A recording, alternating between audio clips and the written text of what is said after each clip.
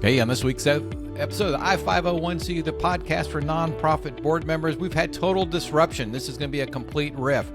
Why, you ask? Well, because unfortunately, we just experienced Hurricane Helene, and it's been devastating to so many people. In fact, we were going to interview a couple guests over the past couple weeks, and they were unable to make the interviews because they were prepping for the storm. And, of course, since the storm, they've been very entrenched in rebuilding their organizations and supporting people. So today is kind of me just talking about a few key things that have risen to the forefront of my mind when I was preparing for this podcast. So let me talk about number one. And I love this concept. It's actually developed by the Patterson Foundation.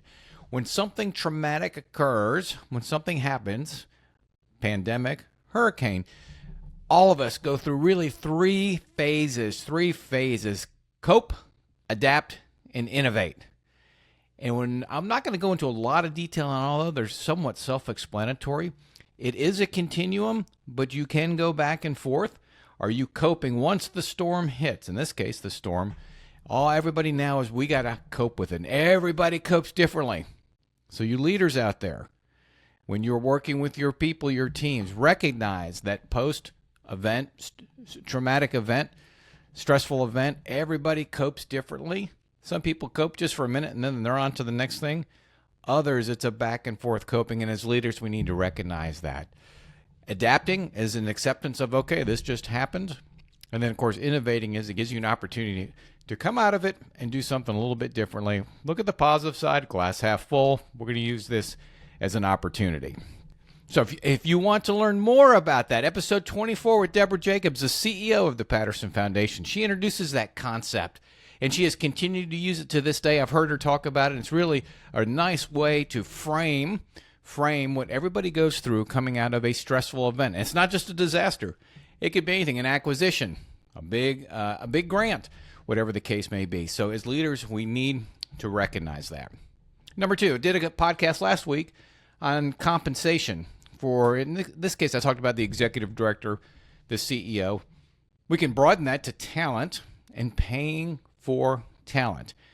And interestingly, Reed and I were just talking as we came onto this podcast, and he made the statement, you can't overpay for talent. And you know what? In this day and age, when turnover is so great, when people are leaving the workforce, whatever the case may be, your top talent, that top 20%, right? L80-20 rule, 20% of your people are going to be at that high level. You don't want to lose them. So I'm talking to you, board of directors right now.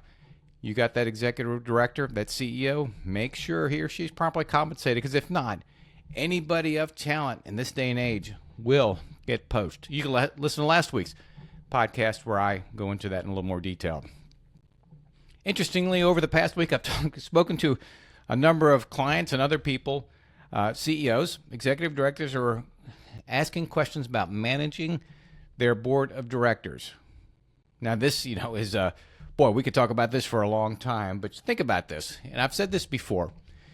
You could not, really almost could not develop a more crazy scenario for leading an organization. You got roughly 15 board members, don't know each other till they come on the board, totally diverse, hopefully.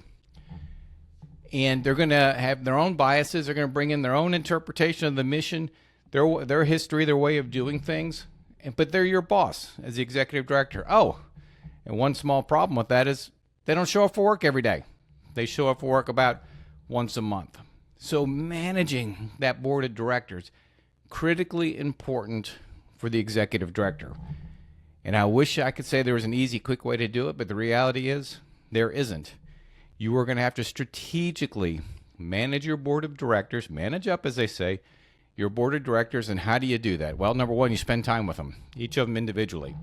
If you're not spending time with each of your board members at least quarterly on an individual basis, I would strongly encourage you to do so. And that's probably the bare minimum. Yes, you talk at board meetings, but in order for you to accomplish your objectives, your board members need to trust you, and they need to understand what you're trying to accomplish.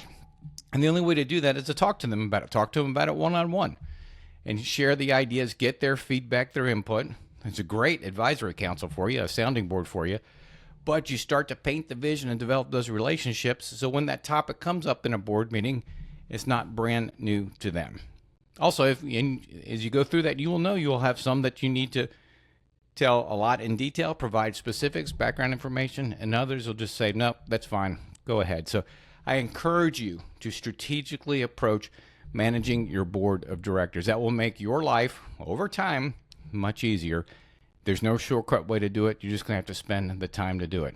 And I know you're busy, but that's the reality. So that's what I have today. Just three themes, topics as I was riffing, as I'm coping, adapting, and innovating. Hopefully on this side of the podcast, you'll think, wow, he innovated pretty well. If not, I'll probably go back to the coping stage. So I appreciate that. And hopefully next week, we'll be able to bring in another guest to us as we continue to try to line things up. But this storm was absolutely devastating, and our hearts and our prayers go out to everybody impacted, especially those folks up in North Carolina and in Tennessee. So this is Michael Corley, I-501CU. We'll see you next week.